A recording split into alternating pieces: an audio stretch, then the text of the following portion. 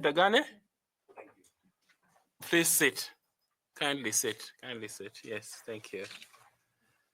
My name is Nelson Makanda, and I'm the chair of this selection panel. Allow me to thank you for noticing our advert, putting in your application, because we advertised on behalf of Kenyans who are seeking to recruit commissioners for IEBC, and so that you noticed and responded, we thank you. But also congratulations for being shortlisted for the same position, and that's why you are here today. I want to invite my colleagues here to introduce themselves to you. You have a notebook and a pen and some water. Use whichever you wish to use at whatever time, but feel welcome. Linda, please. Thank you. Thank you, Chairman. Good afternoon, Mr. Dagane. Good afternoon, Madam Linda. My name is Linda Kiome, and I take this opportunity to welcome you for this interview session. Karibu sana. Thank you so much. Bwana Dagane. Yes, Sisi wanaitwanga waheshimiwa. It's relative. It's relative, eh? Yeah. So karibu, mi naitwa Bwana Andrew Tanu, mwanachama wa jopo hili la uteuzi, na karibu. Thank you so much. Mr. Dagane, Caroline Kituko, welcome. Thank you, Madam Caroline. Good afternoon, Mohamed. Adam Solo, a member of this selection panel. Thank you, Professor. Dagane, good afternoon. Good afternoon. My name is Nicodemus Bore, na karibu sana. Thank you, Bwana Bore. Assalamu alaikum. Alaikum salam wa rahmatullahi wa barakatuh. My name is Fatuma Ali Salman, a member of the panel. Please feel welcome. Thank you. Good afternoon, Mr. Dagane, na karibu sana. My name is Koki Muli Grinyo, and I'm a member of the selection panel. Thank you. Good afternoon, Mohamed. Good afternoon. Good afternoon. My name is Evans Misati. I'm a member of this selection panel, and we welcome you. Thank you, Bwana Evans. Now, Mr. Dagane, we come back to you, and we desire to know you. Highlight those things that are in your profile that you think are critical for us to know. Indicate how they are related to the position you have applied for. If you have any honor or certificate of award, please mention that. And if you belong to any professional society or group, we will be interested to note that. Please proceed. Thank you. Thank you, Bwana Chairman. Thank you, my fellow Kenyans and panel members. In front of you is Mohamed Dagane. Mohamed Dagane was born in 1980. I'm a Kenyan. Mohamed is a journalist, a HR professional, and a governance public policy consultant. Mohamed has a master's in governance from Mount Kenya University, and I hold a degree, Bachelor of Science, Mass Communication. I also have a HR certification, and I have a strategic leadership certificates, and I have also done a certificate course with AMREF on monitoring and evaluation. Currently, I'm working as a consultant with Cosmodev Consulting Company Limited. This is a company that is registered in Kenya, Somalia, Ethiopia, and also Southern Sudan.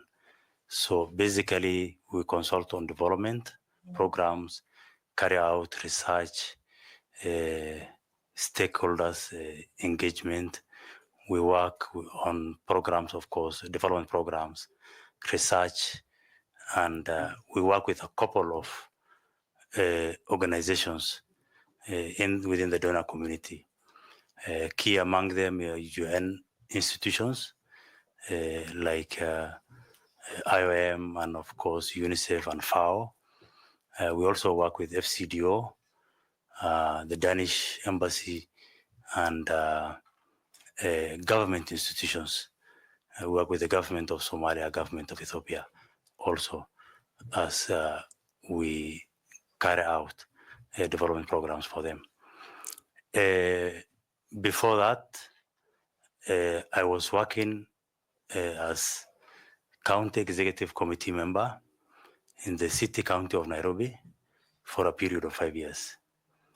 There, I held various dockets, particularly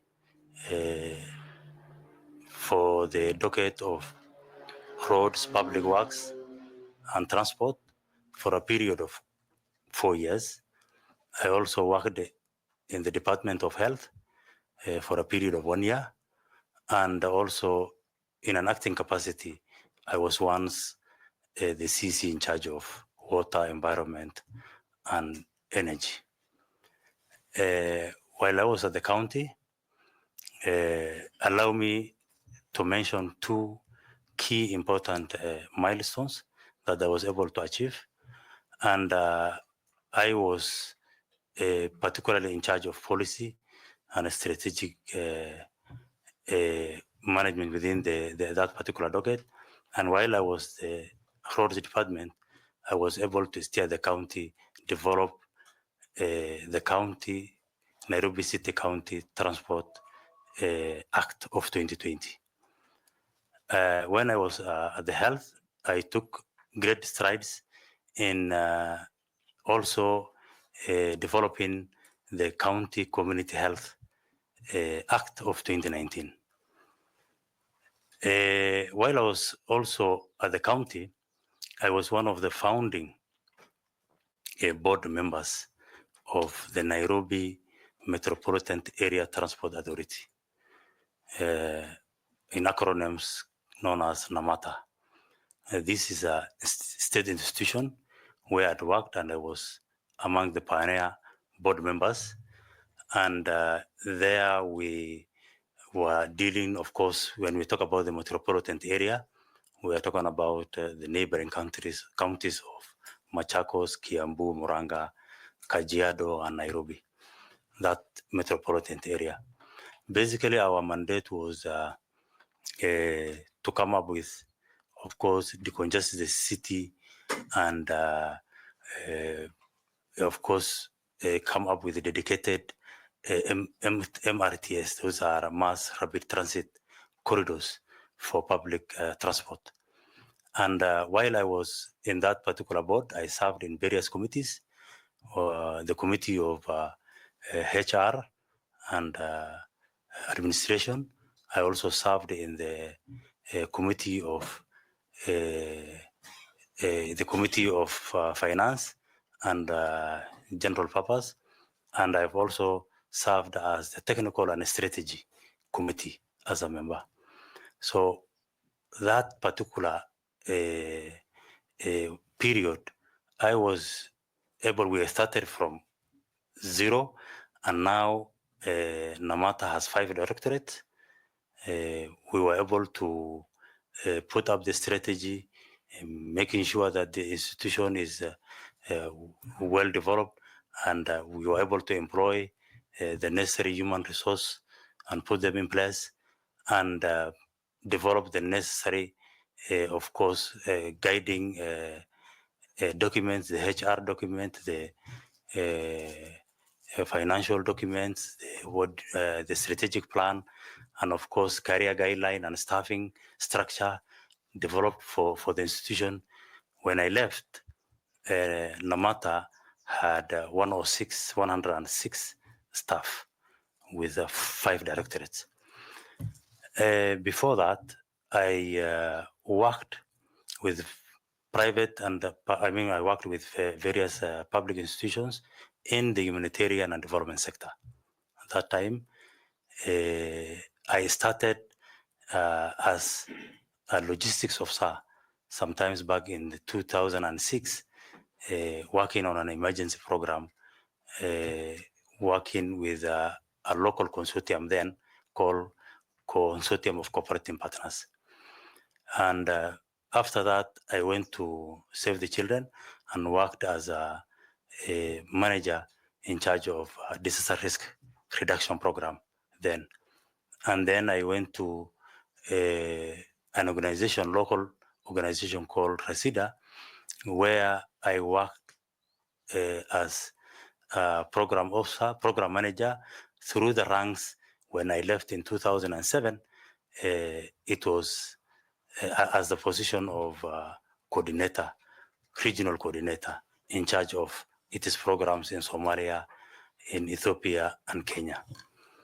So during that time, Resida was working as a small organization in one of the... 1 minute to summarize now. Okay, thank you. That has given me an opportunity to take that organization from a small organization that was working in one particular sub-county to an organization that was working in a regional level, actually registered in 4 countries. After that, when I was working with Resida, there was also a program we worked under, the Hunger Safety Net program. Hunger Safety Net program was a pilot program, basically targeting people on relief, on cash transfers. So that particular program that has been piloted in 4 counties that time has helped me to be able to, now is a ministry in the Ministry of Labor and social protection. So what started at that particular time as a pilot is now a national outfit. Thank you. Thank you. I'd like to cut it there and ask Madam Linda, please. Madam Linda. Thank you very much, Chairman. Mr. Dagane, what are your personal attributes that you intend to utilize in the event you're taken up as a member of the commission and that will help you in the execution of your mandate? Thank you, Madam Linda. My personal attributes, if I begin with, I'm someone who is straightforward, to the point, and honest about my engagement with anybody. The other attributes I bring on the table is a person who is has integrity, who is able to follow the law to the letter, which is basically fidelity to the law, and of course the existing laws, regulations, legal frameworks that exist. I'm also a person who is very good in engagement with others, basically who is very, has a robust understanding or knowledge about conflict resolution. I will be able to engage people, sit with them and hear their viewpoint and guide them on where we think is a common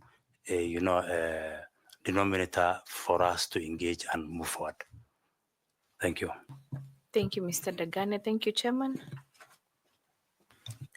Thank you. I want to invite Caroline Akitoko to ask you some questions. Carol, please. Thank you, Chairman. Mohamed, the voter education is one of the mandate of the IEBC and Article 88 of the Constitution. Should you become successful and join the IEBC as a member, how would you propose IEBC to structure its voter education program in order to fulfill its constitutional mandate? Thank you, Madam Caroline. As you said, voter education is one of the key mandates of IEBC. That IEBC is mandated to make sure that the citizen, the public, are really informed about their rights, how they are supposed to engage, and in elections, how they are supposed to carry themselves, the conduct and everything. So to begin with, it's very important for IEBC to structure in a way that it is simple, that you are able to communicate very efficiently in a very robust way with the general public. There are various ways of doing that. My background of communication helps me, if you give me the opportunity, the panel fits that I should be given this opportunity, I will be able to engage. I will be able to engage the public by, of course, through various channels in terms of educating the general public on what they are supposed to do, what IEBC expects from them, and basically to be able to structure in a way, as you said, that is very is very simple, very reaching to a good number of people and all that. Yeah. So what are these measures, or what are these ways that you would engage to ensure that IBC has conducted its voter education mandate? You can name 4 just means of how to ensure that mandate is achieved adequately. Okay. Thank you. One of the means is having a robust stakeholder engagement. It's very key. There are a lot of stakeholders within this space. We are talking about political parties. We are talking about political parties, of course, through their liaison committees. We are talking about other stakeholders like Parliament. We are talking about other stakeholders like the political parties, office of the political parties. We will be engaging also the citizens, and all these people have to be engaged meaningfully. We have to very straightforward with them, be open. We have to be able to steer IEBC and achieve its mandate. In other means, what you spoke about stakeholder engagement. Any other idea you have? We will be any other in terms of if I got you right. No, no words. Then it's fine. Chairman. Thank you. I want to ask Koki Muli to ask some questions. Koki, please. Thank you very much, Chair. Mr. Dagane, please name 3 things that make the voter register irrefutably credible. Just name them, list them. 3 things. Thank you.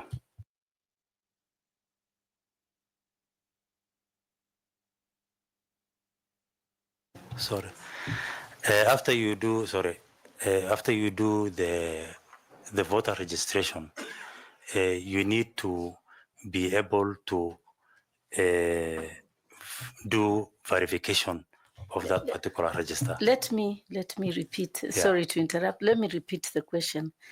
What I am asking for are 3 things that make the voter register irrefutably credible. We are talking about the credibility of the register of voters. So how will you know that the register of voters is credible? What makes it credible? 3 things, just list them. Then I will ask you the question actually. The 3 things that make the voter register credible is the voter register should be able to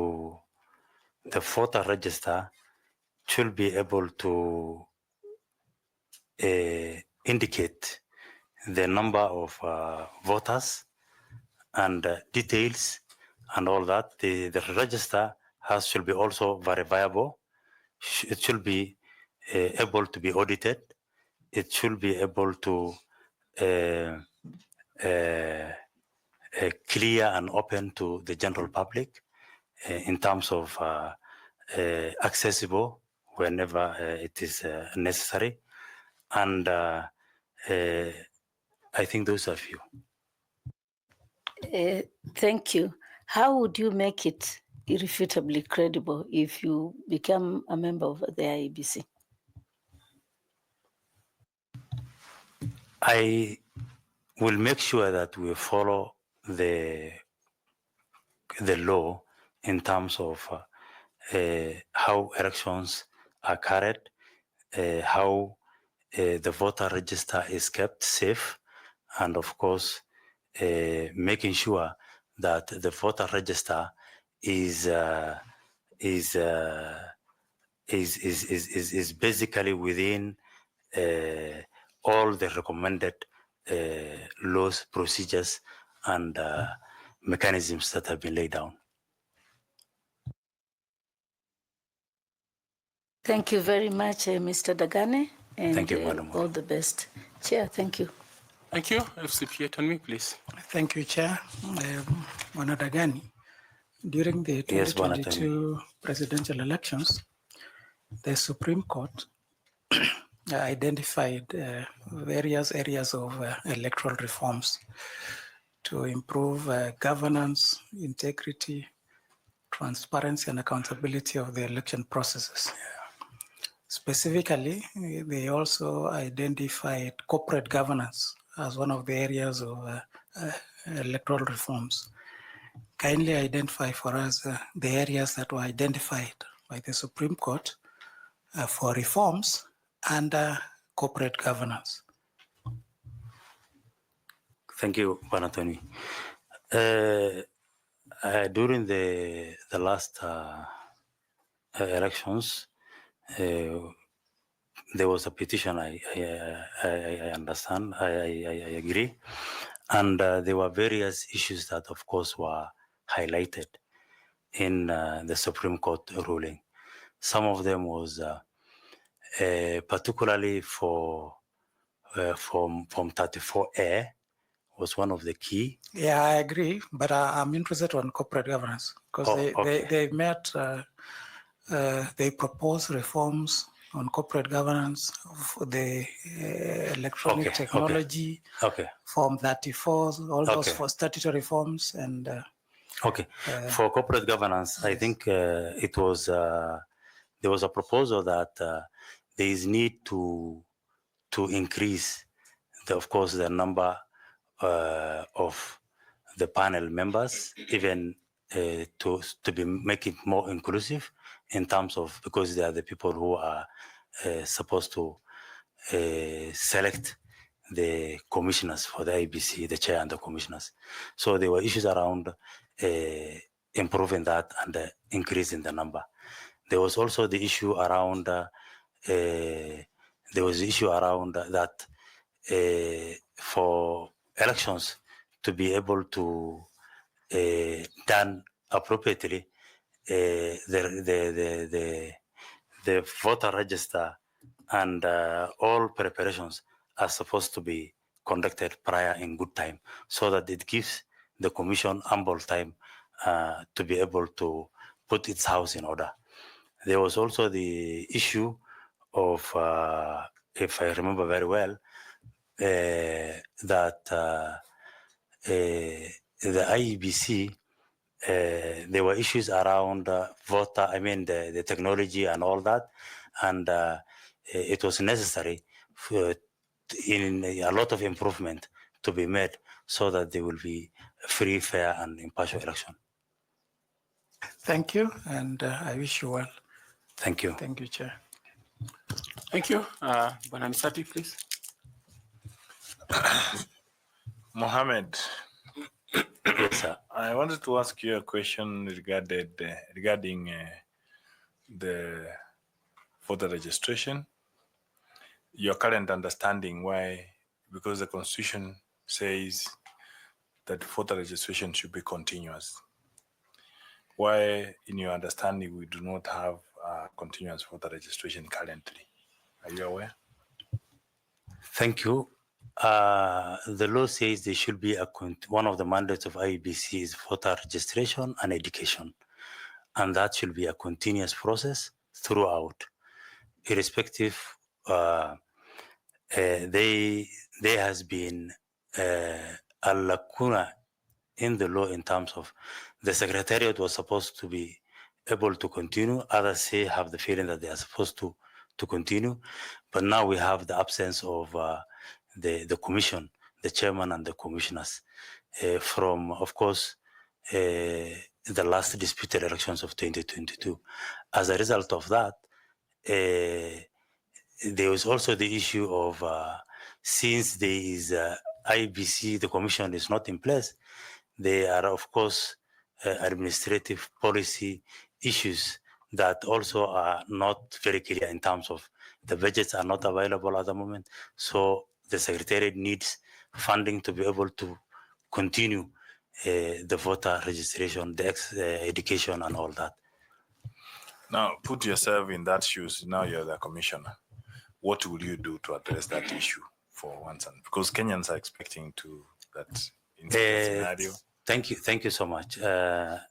If this panel finds fit to be able to recommend me for the position of a commissioner, I will be able to immediately engage and work with my fellow commissioners and see how we will be able to solve the issues that are on the table. I know the Secretariat has always been active, working, engaging, making sure that everything is already set out and clearly set out when the commission comes in, and we will be able to work with them and engage so that we will be able to reach a lot of people.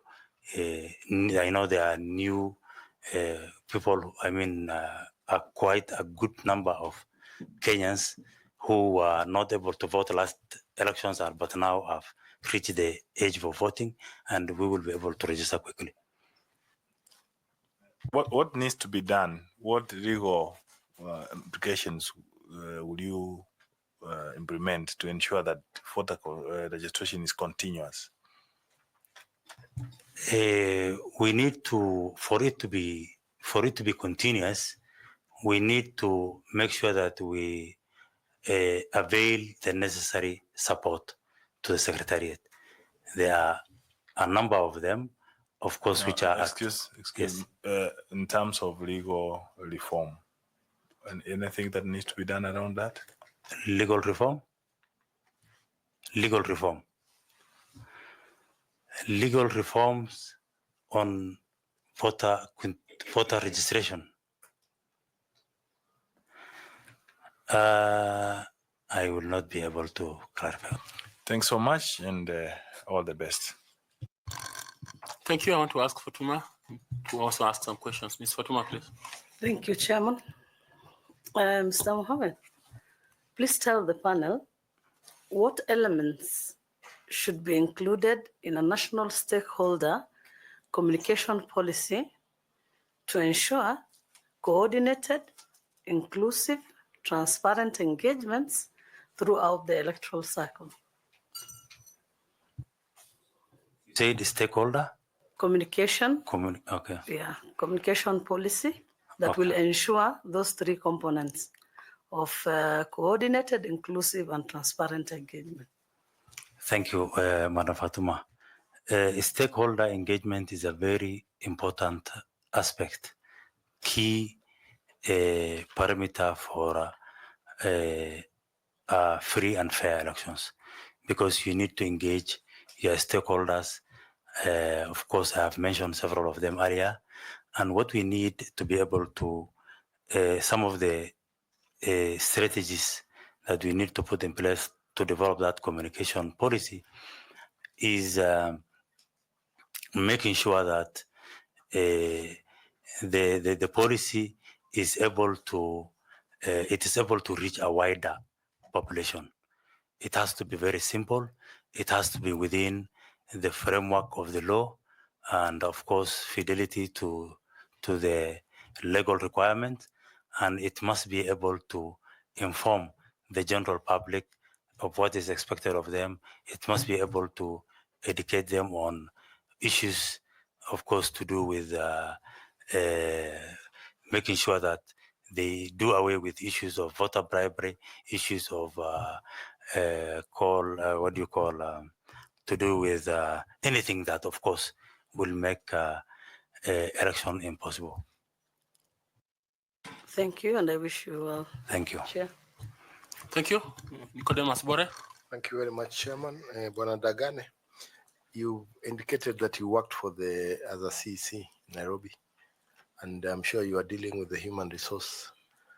So the question I'll ask is, as a certified human resource professional, if appointed as a member of the commission, what human resource risks do you foresee at the IEBC, and what recommendations can you make towards the effective commission?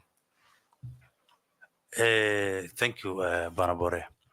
I think if given that opportunity, human resource is, of course, a very important element in the management of IEBC, because if we don't have the personnel, the human resource, we will not be able to have transparent and accountable and verifiable elections.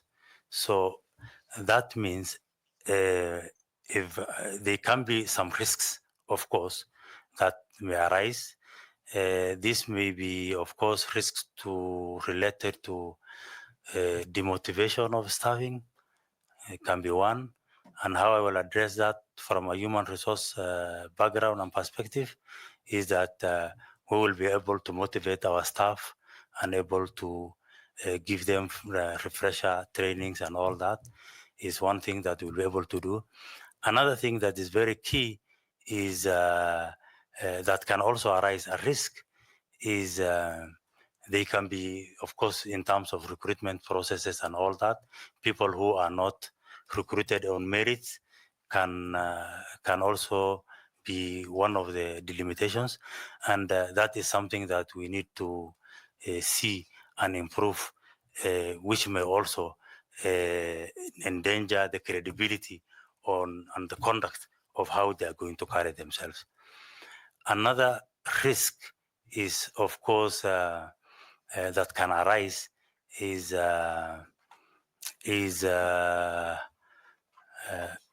another risk that can arise is how the human resource, of course, policies and for personnel that is there in terms of how they are supposed to be evaluated, how they are supposed to be, how you are supposed to carry their evaluations every other year. That may be also bringing some risks, which we need to have is structured in a way that is always consistent, it is continuous, and it is conducted annually. Another probably risk that I can think is from a human resource perspective is let me stop there. Thank you, Dagane, and I wish you all the best. Thank you, Barbara. Thank you, Professor Adam Solo. Thank you, Chair. Bwana Dagane. Yes, Professor. You know, you are applying for an institution which has a trust deficit.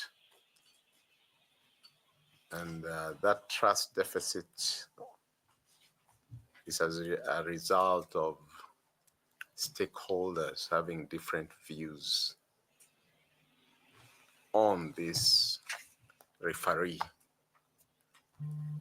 So bearing in mind that stakeholders in elections can be skeptical and sometimes confrontational, how would Mohamed Ahmed Dagane,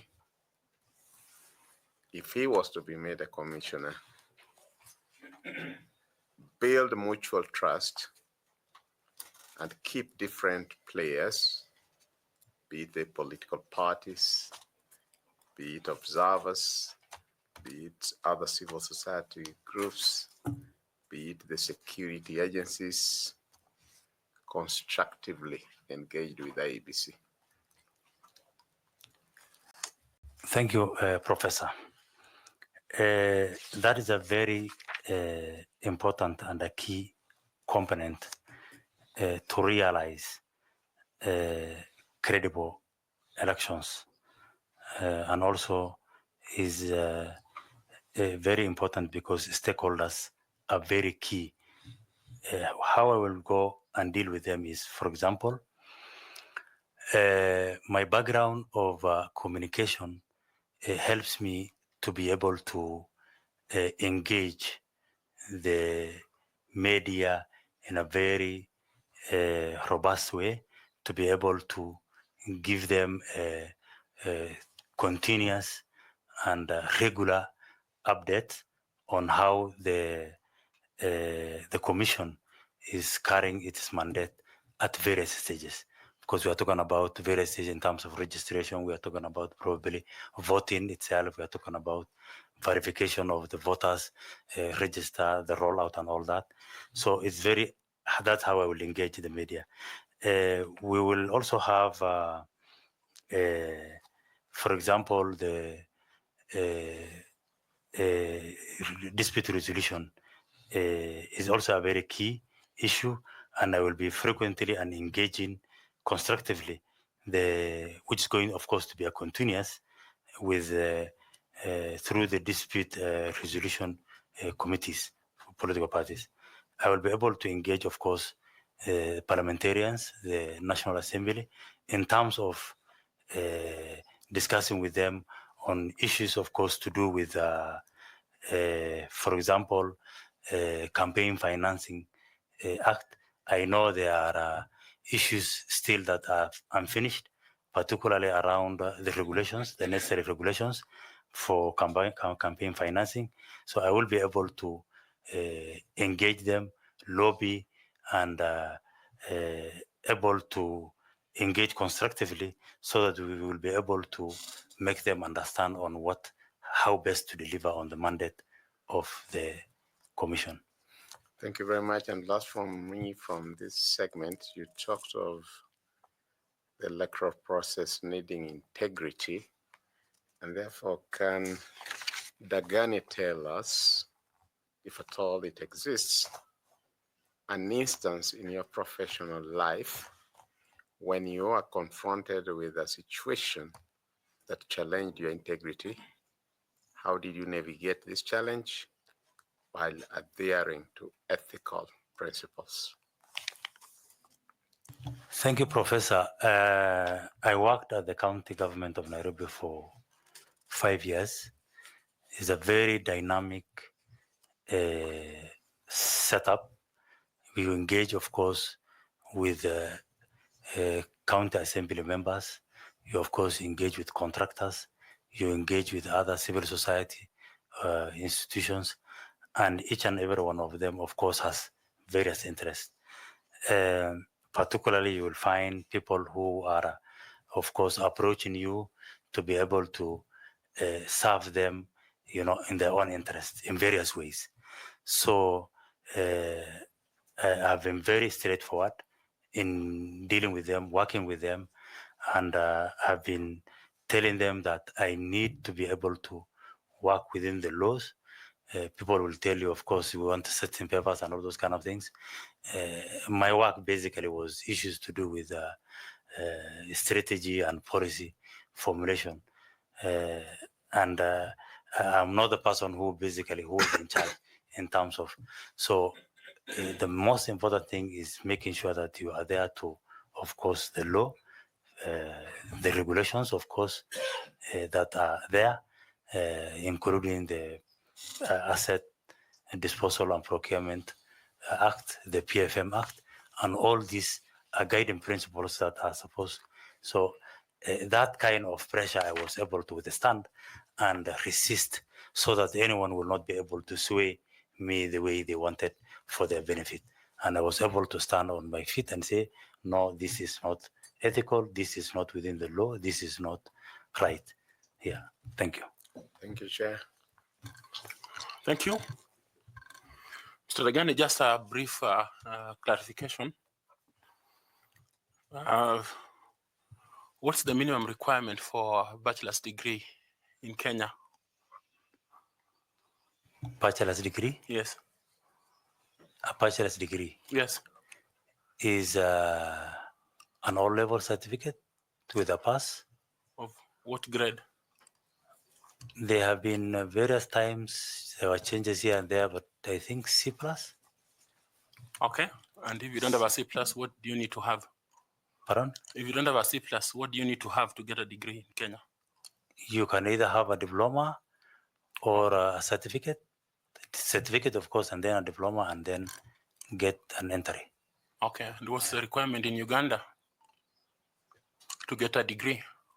A-level. A-level Yeah. requirement. A-level requirement. Okay. Yeah. I noticed that you did exam in 98 and got a C-. I was trying to look for your A-level certificate. Okay. Allow me to clarify, Chair. Yeah, please. Yeah. Yes, that is true. But in Uganda, you do a 2-year crash program of A-level within the university called the Remedial Studies Program. And that is what we did. All Kenyans, of course, who join the universities in Uganda, that is, of course, something that a bridging course, basically, which is, of course, equivalent to the A-level there, but also the same as a diploma or a certificate. Did you have that equated? Pardon? Did you have that qualification equated by the authorities here? Yes, that's why I have that my degree is recognized. I didn't see the equation for that qualification you're talking about, the bridging. Yes. You have a certificate for that equation here? Yes. By either NEC or KNQA? No, not in Kenya. Not in Kenya. But what usually happens as an international student, when you admitted to the university, you have to do that bridging course of A-level for a period of 1 year, which is like a crash program of Did you say 1 year or 2 years? You said 2 years. It's a crash program of 1 year, equivalent to 2 years. Yeah. Okay, Professor, please proceed. Dagane. Yes, Professor. We're usually close with high school questions. Who was the first control of budget under the 2010 Constitution in Kenya? Control of budget? Yes.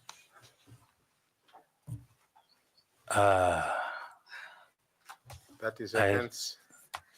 I remember that was a gentleman, somebody Auko.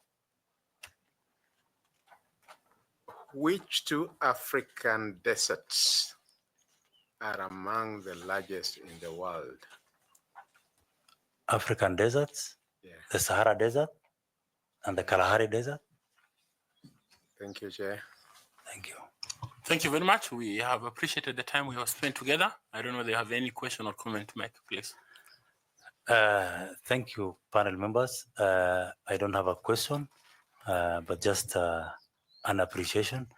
I want to thank you for all the time you took to be able to look for the right commission members and commissioners for a country that is basically faced with electoral challenges.